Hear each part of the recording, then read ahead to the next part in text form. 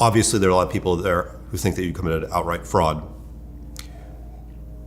Do you expect to go to prison? I'm not focusing on that right now. I don't think I tried to commit fraud anywhere here. I was trying to do the best I could. Obviously, that wasn't nearly as good as I thought it was. But honestly, it's not what I'm focusing on right now. This is about the customers at the end of the day. There's one of me, there are millions of them.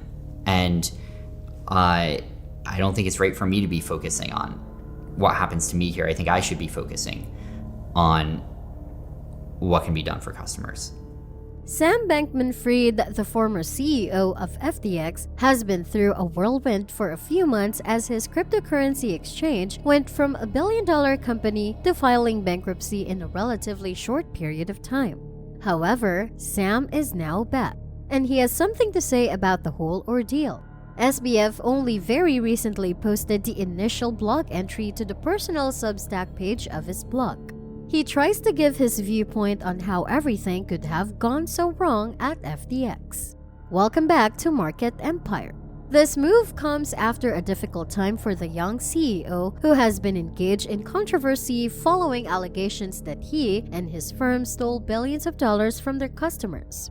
Despite the allegations, it would appear that Bankman-Fried is not pleased with the fortune he has accumulated and is currently seeking extra financial support from those individuals who continue to be sympathetic to his cause. This is made abundantly clear by a tweet he published inviting his followers to donate to his financial well-being utilizing his brand new Substack page. It is not apparent what SBF will use this Substack page for, but he may use it to clear his name and defend himself against the accusations that have been made against him. So you don't know what happened to those $5 billion? They're wired to Alameda. I wasn't running Alameda, but I can now go back and take a guess at where they were ultimately spent or used or something. But dollars are fungible with each other, and so it's not like this $1 bill over here that you can trace through from start to finish. What you get is more just omnibus pots of assets of various forms. It is also possible that you may utilize the platform to express your ideas and thoughts regarding the cryptocurrency sector, as well as to provide people who are interested in getting engaged in the space with insights and guidance that you have gained from your experience. Whatever the situation, SBF has made it clear that he will not give up without a struggle to redeem his name and rehabilitate his reputation. How this plays out over the next few days and weeks and whether or not Bankman-Fried can regain the confidence of the Bitcoin community is something to keep an eye on. SBF has never assumed charge for any action that resulted in the loss of customer money and kept jumping from trying to blame one person to another in this Substrate blog released recently. As we continue to investigate the news stories that surround the disgraced CEO, who appears to be anxious to clear his name off the criminal charges and win back the faith of his supporters, the investigation into SBF reveals that the company has never taken the blame for any activity that resulted in the loss of customer funds. He claims that they would still have FTX right now if only Alameda had hedged its positions and if CZ hadn't even tried to hedge its positions. He attributes one of the most significant bankruptcies in the history of American business on the leverage failure of Alameda to sufficiently hedge holdings and the supposedly malicious role that Binance is playing in the process.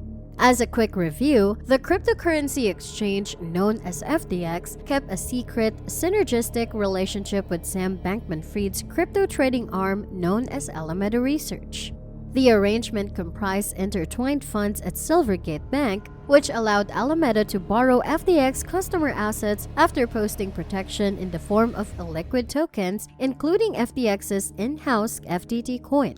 This was made possible because the funds were held in a joint account at Silvergate Bank. This concert was called off after it came to light that Alameda had a disproportionate amount of exposure to the FTT token. Caroline Ellison, the CEO of Alameda Research at the time, revealed the trading firm's total price on the FTT token in early November, which caused Binance to dump its FTT holdings and caused the price of the token to plummet.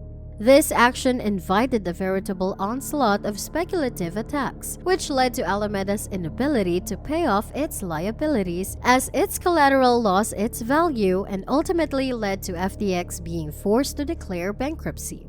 After declaring to the bankruptcy court that FTX had found over $5 billion in cash in liquid cryptocurrency, Adam Landis of Landis Rath & Cobb pointed out that this did not take into account FTX's holdings of dozens of illiquid cryptocurrency tokens where their holdings are so large relative to the total supply that they cannot sell their positions without substantially affecting the market for the token. However, SBF maintains on his blog that he did not steal money or hide billions and left around $8 billion in assets at FTX with varied liquidity. He took every tough question. He wanted to speak out about all the questions surrounding this collapse. Remember, about a month ago, he was worth about $20 billion. Now he says he's worth $100,000. He's under investigation by prosecutors and regulators, but he insists he did not commit fraud. Let's take a look. Good. A lot of people look at you and see Bernie Madoff. Yeah. I mean, I don't think that's who I am at all, but I understand why they're saying that. People lost money, and people lost a lot of money. And I mean, at the end of the day, look, there's a question of what happened and why, and who did what caused the meltdown. And I think that reads very differently, right? When you look at the classic Bernie Madoff story, there was no real business there. The whole thing, as I understand it, I think was just one big Ponzi scheme, right? FTX, that was a real business. He further states that the implosion at FTX was caused by 3 factors: excessive leveraging, insufficient hedging of market exposure, and a deliberate crash initiated by the CEO of Binance. Even though the company went bankrupt, there is still hope for a comeback. SBF says that FTX US is still in good financial shape and should be able to return all of its customers' money. FTX International also has many billions of dollars in assets, and SBF is giving almost all of its personal assets to customers. But what about the accusations of theft and embezzlement? SBF has pleaded not guilty in court and is now trying to clear his name by giving his side of the story on his Substack page. People can help him financially by subscribing to his Substack feed and signing up as a voluntary pledge. Some people might find it strange, but this is a new way for people to support content creators financially, and SBF is taking advantage of it. Whether or not people are willing to support him financially remains to be seen. But one thing is certain, the drama between FTX and SBF is far from over. Do you think that SBF is not guilty and that they were being wrongly accused? Or do you think he is the only one to blame for the fall of FTX? Leave your comments down below. Please hit the like button, share this video with your friends, subscribe to the channel, and hit the bell icon to be notified when we upload new videos to Market Empire.